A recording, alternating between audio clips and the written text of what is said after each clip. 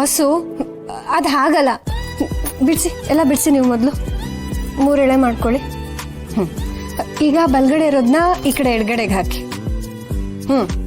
ಈಗ ಹಾಂ ಇದನ್ನ ಮಧ್ಯಕ್ಕೆ ಹಾಕಿ. ಹಾಗಲ್ಲ ಬಾಸು, ಇದನ್ನ ಆ ಕಡೆನ ಈ ಕಡೆಗೆ ಹಾಕಿ. ಇದನ್ನ ಮಧ್ಯಕ್ಕೆ ಹಾಕಿ. ಗಟ್ಟಿಗೆ ಹಿಡ್ಕೊಳ್ಳಿ.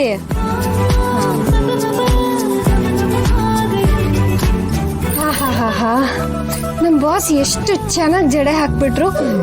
ಎಲ್ರು ಬನ್ನಿ ನೋಡಿ, ಬಾಸ್ ಎಷ್ಟು ಚೆನ್ನಾಗಿ ಜಡೆ ಹಾಕಿದ್ದಾರೆ. ಈ ತರ ಸದ್ಗುಣ ಸಂಪನ್ನ ಮಗ ಪಡೆಯೋದಕ್ಕೆ ಪುಣ್ಯ ಮಾಡಿರ್ಬೇಕು ಬಾಸು, ಅಲ್ವಾ ಬಾಸು?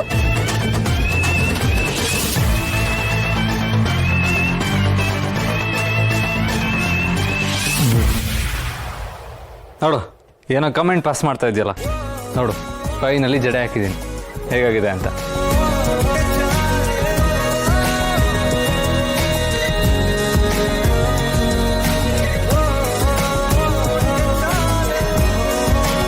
ಅಪ್ಪ, ಪರ್ಫೆಕ್ಟ್ ಟೈಮಿಂಗು. ಈ ಹೂ ತಗೊಳ್ಳಿ, ನಿಮ್ಮ ಕೈಯಾರೆ ಅಮ್ಮಂಗೆ ಮುಡಿಸಿ. ಹಾಗಂತೀಯ? ಅಫ್ಕೋರ್ಸ್.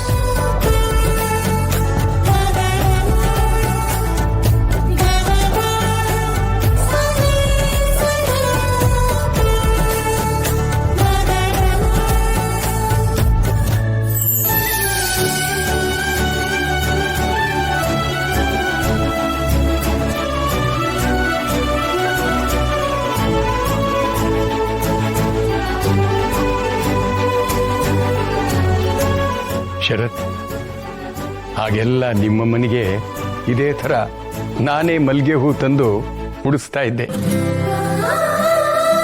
ಅವಳು ಪ್ರತಿ ದಿವಸ ತಲೆ ತುಂಬ ಹೂ ಮುಡ್ಕೋತಾ ಇದ್ಲು. ಈಗ ಎಷ್ಟೋ ವರ್ಷಗಳ ನಂತರ ಮತ್ತೆ ಇವಳಿಗೆ ಹೂ ಮುಡಿಸೋ ಭಾಗ್ಯ ನನಗೆ ಸಿಕ್ಕಿದೆಯಪ್ಪ.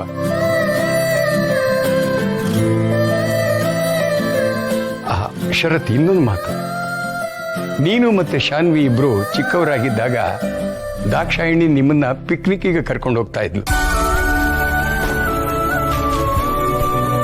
ಈಗ ಮಾಳವಿಕಾ ಒಂದು ಐಡಿಯಾ ಕೊಟ್ಟಿದ್ದಾಳೆ. ನೀವೆಲ್ಲ ಸೇರಿ ದಾಕ್ಷಾಯಿಣಿ